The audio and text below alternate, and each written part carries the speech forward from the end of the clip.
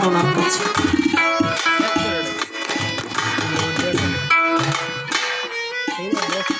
ছোট ছোট কথা, প্রথম কথা ছিল আদম কি কোথা হতে উৎপত্তি।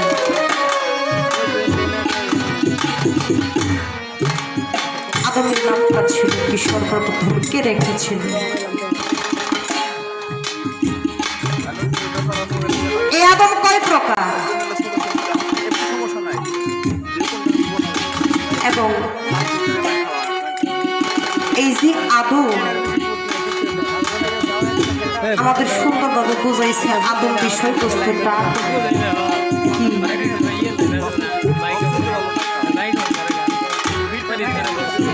আমার খালি একটাই জানা ভাষণ, আপনি কোন প্রকার গাবেন, যত রকম পালাই করি পাবেন। পালা থেকে একটি করে গান থাকে, আর যার যার হৃদয়ে আকাঙ্ক্ষা হৃদয়কে তৃপ্তি দেওয়ার জন্য কিছু গান। আমি এই গানটা কেন ধরলাম? এখানে যারা আছে প্রত্যেকটা মানুষই আমি মনে করি গুরুধর, প্রত্যেকটা মানুষই গুরুধর আহলে বায়াতের অন্তর্ভুক্ত। যদি তাই না হইতো তাহলে আমার বন্ধু নামে ওপরে এই মধুর মেলাটা কখনো আয়োজন করা হইতো।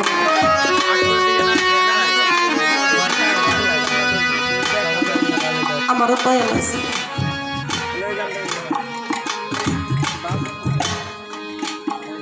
আমারও বান্ধব আছে, দীনবন্ধু, যাকে দেখলেই ভালো লাগে, যাকে দেখলেই দুনিয়াদারি সব কিছু ভুলে যায়, সেই বান্ধবকে ডাকাটা কি স্বরূপ আমার এই কাজ। আমি বড় লজ্জা পাবো বাজানো তুমি নাই আসিনি।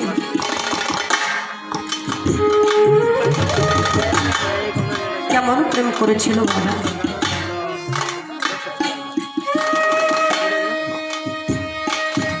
একদিন লালন সাইজি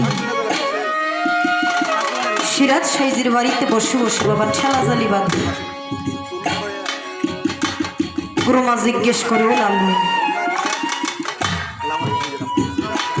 এই যে ঠেলা জালিটা বাঁধতেছে এটা দিয়ে কি করবি? বলে কেন মা? আমি এটা দিয়ে মাছ ধরে আমার নিজের হাতে রান্না করে আমার দয়ালকে খাওয়াবো। বলে ঠিক আছে তুমি চলে যাও, মাছ কাটার যে সরঞ্জাম আমি সেইগুলো তোর করে রাখি।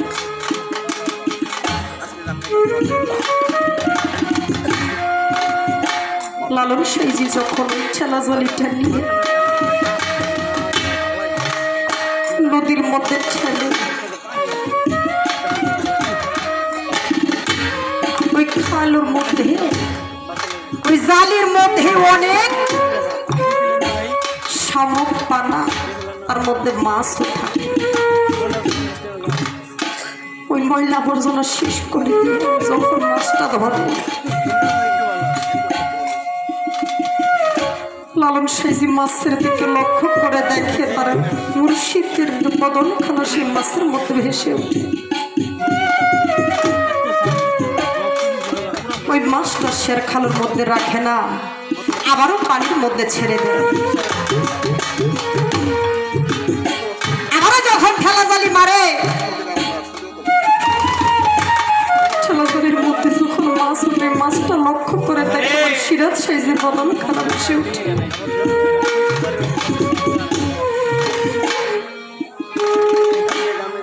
ওই মাছ আর ধরে সে খালুর মধ্যে রাখে। এইভাবে সারা রাত্র কাবার হয়ে গেছে, সারা রাতটা কি কাবার হয়ে গেছে। যখন শূন্য হাতে লালন সাইজি বাড়ি ফিরে আসছে, লালনকে গুরুমা জিজ্ঞেস করে, বললাম তুমি কি মাছ ধরো নাই? লালন সেই যে দুই চোখের পানি সেইটা থেকে মাগো আমি সারাদিন ব্যাপী ঠেলা জালি মারছি, মাছও উঠেছি, কিন্তু আমি মাছের দিকে লক্ষ্য করে দেখি আমার কয়েলের বদন খানে সেখানে ভেসে উঠে। আমি কি আমার সিরাজ সাইজিকে ওই খালের মধ্যে বন্দী করতে পারি?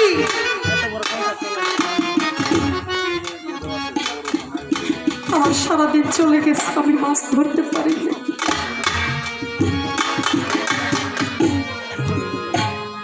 গুরুমা রাগান্বিত হয়ে বলে, তোমার মতো ভক্তের আর আমার দরকার নাই, তাড়াতাড়ি আমার দরবার হতে বিদায় হয়ে যাও।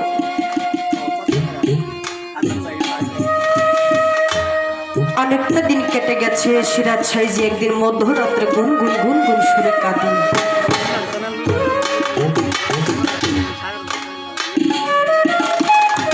সিরাজ সাইজির রমণী তাকে জিজ্ঞেস করে, আমি প্রায়ই দেখি তুমি মধ্যরাত্রে গুনগুন সুরে কাঁদো, আমি এত সুন্দর একটা রমণী তোমার পাশে থাকা সত্ত্বেও তুমি কার জন্য কাঁদো? বলে, আমি কি করে বোঝাবো? আজ কতটা দিন গত হয়ে যায় আমি আমার লালনের মুখখানা দেখি। বলে, লালন আপনার কেমন ধন? বলে, তুমি কি দেখতে চাও লালন আমার কেমন ধন? যদি কখনো লালন আমার বাড়িতে আসে, তার পাদুখানা ধোয়াইয়া মাথার কেশে পাও দুইটা মুছায় একটা প্রেম সোহাগে ভক্তি দিয়া দেখতো লালন আমার কেমন ধন।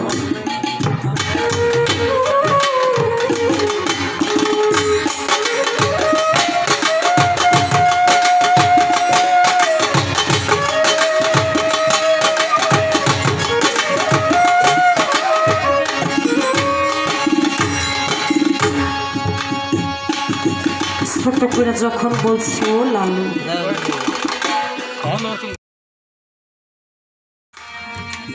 আরেক প্রকার লোক আসে গানকে শোনার জন্য, আরেক প্রকার লোক আসে গানকে খাওয়ার জন্য।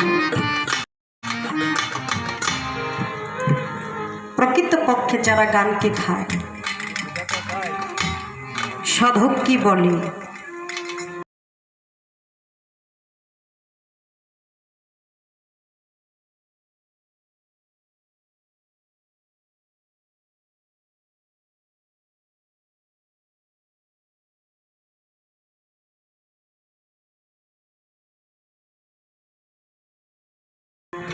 তা বিচার বিশ্লেষণ করে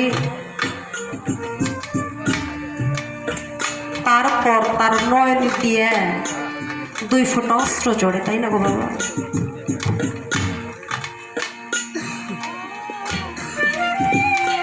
গান হচ্ছে একটা মানুষের ভাত খাইলে যেমন পেটের ক্ষুধা নিবারণ হয়, আশিকের ক্ষুধা নিবারণ হয় গান শুনে।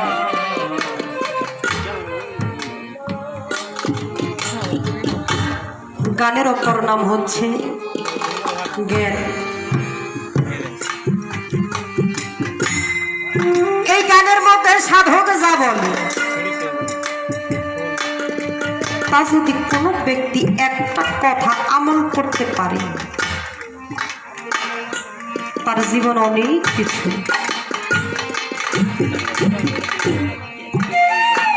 যদি কেউ একটা কথা আমল করে নিতে পারে, তার জীবন অনেক কিছু চাওয়া পাওয়া হয়ে যায়।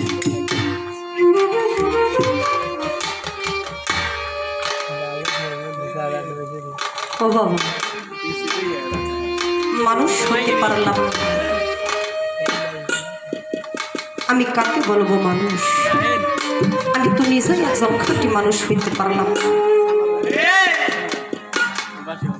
যেই নবীর সাফায়াত না করলে, যেই নবীর দয়া না হলে, আমাদের মতো পাপী উম্মতের কোনো জায়গা নেই।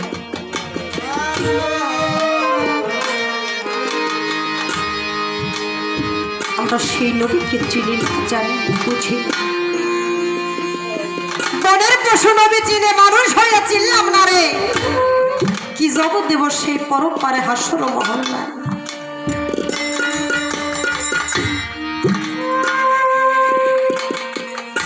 নবী চেনো, নবী বুঝো,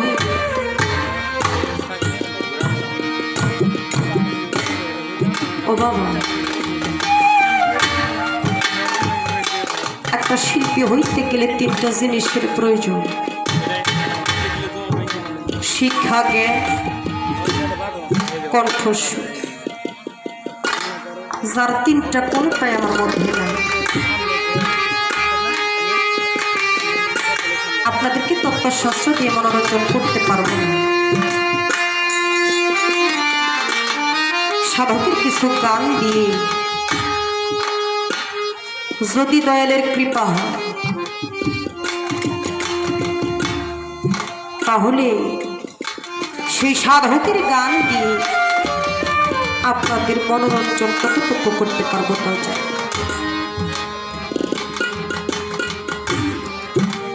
এই যে আদমের পাঠ নিয়ে আমার গুরুজি যে কথাগুলো বলল, আমার নবী ছাড়া কিন্তু কিছুই না। আমার নবী ছাড়া এই জগতের ভিতর কিছু না। আগে নবীর নূর, আগে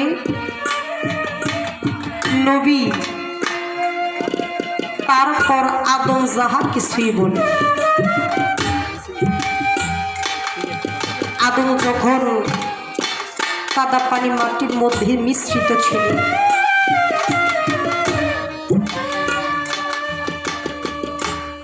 এই আদম যখন গন্ধম খাইয়া গুনাহগার হয়েছিল,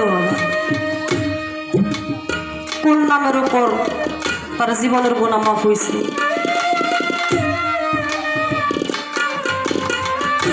আরশ মহল্লার দিকে তাকিয়ে দেখে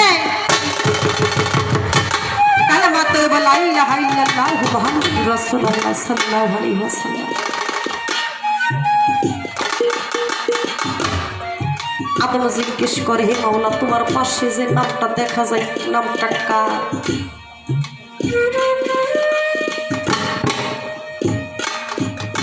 আমার স্রষ্টা নিজে মুখে আমার নবীকে বন্ধু বলে স্বীকার করে নিচ্ছে। 12-24 হরফে এই কালেমা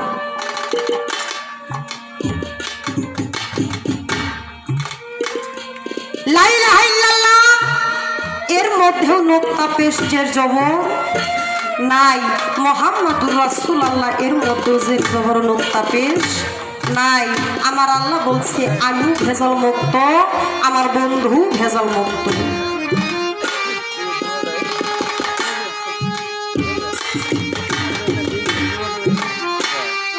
আমার স্রষ্টা তাকে কইবার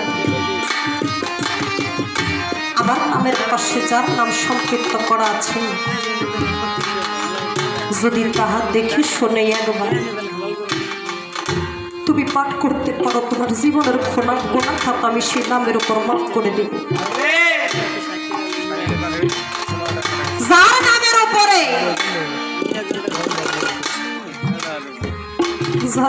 উপরে পাথর পানির জলে ভাসে, ও পাগল, আমরা মানুষ হইয়া সেই বান্ধবকে চিনলাম না, জানলাম না।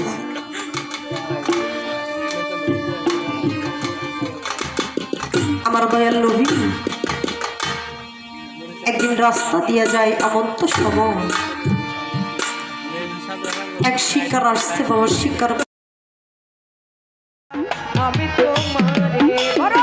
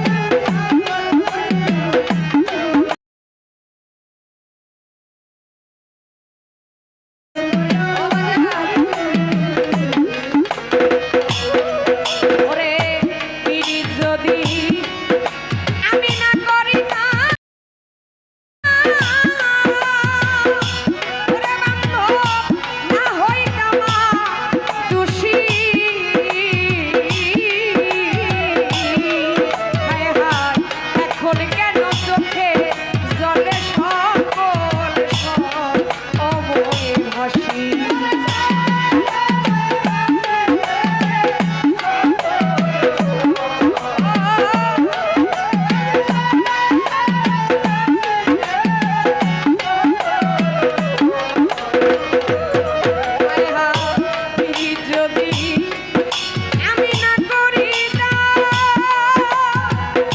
ও ভান্ডারি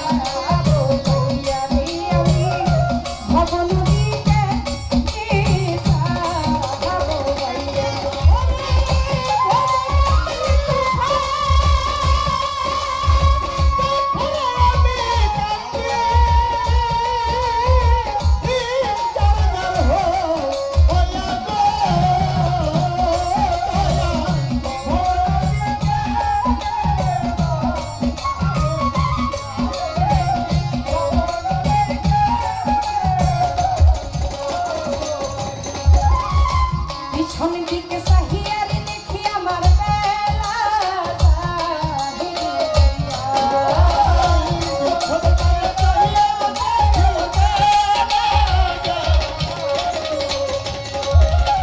পিছন দিকে চাহিয়ার দেখি আমার বেলা ওরে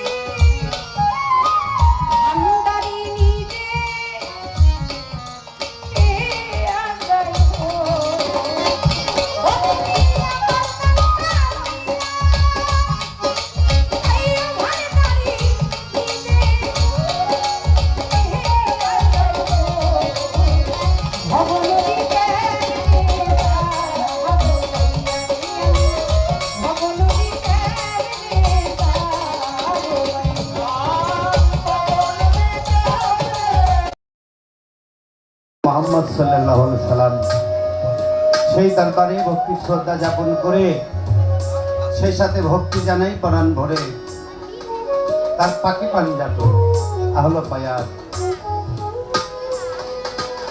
ভক্তি শ্রদ্ধা রেখে এবং ভক্তি জানাই আমার মহান মুর্শিদ আমার চার তরিকার পারের কান্ডারি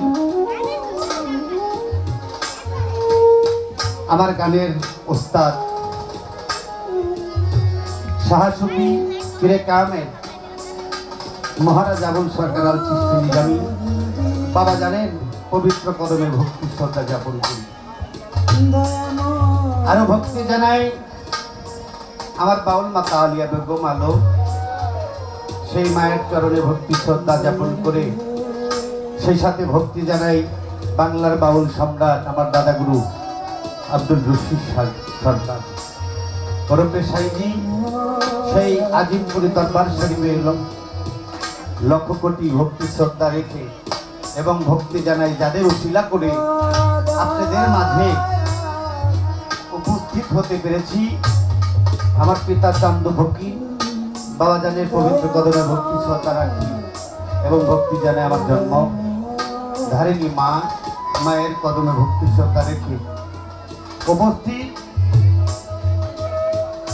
আশেকান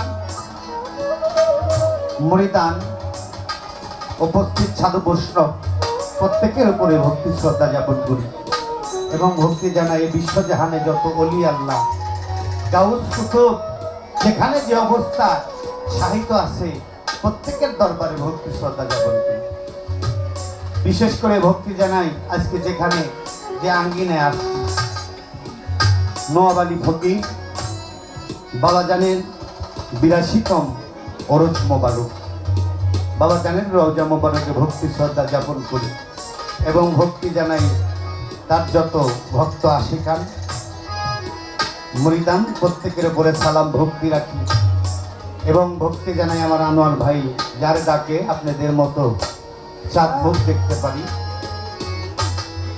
হয়তো বা আরো দুইবার আপনাদের এলাকায় আসছে আপনাদের দোয়ায় এবং ভালোবাসা আপনাদের আশীর্বাদ যদি না থাকতো তাহলে আমি হয়তো বাঁচতে পারতাম না এর জন্য আরো ভক্তি জানাই আমার তরিকার ভাই সেই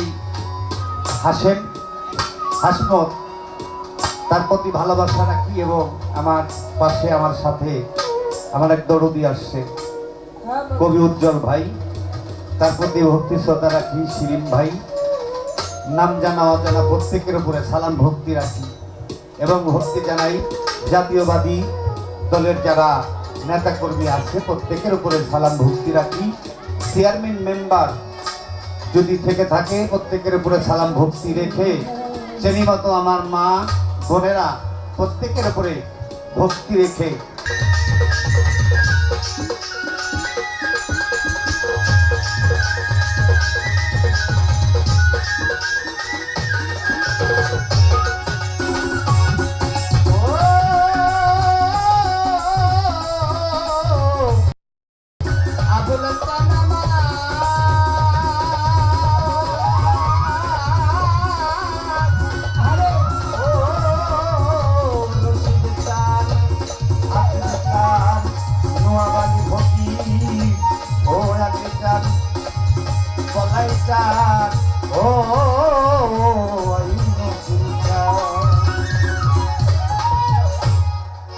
আসসালাতু ওয়াসসালামু আলাইকা ইয়া রাসূলুল্লাহ আসসালাতু ওয়াসসালামু আলাইকা ইয়া হাবিবাল্লাহ আসসালাতু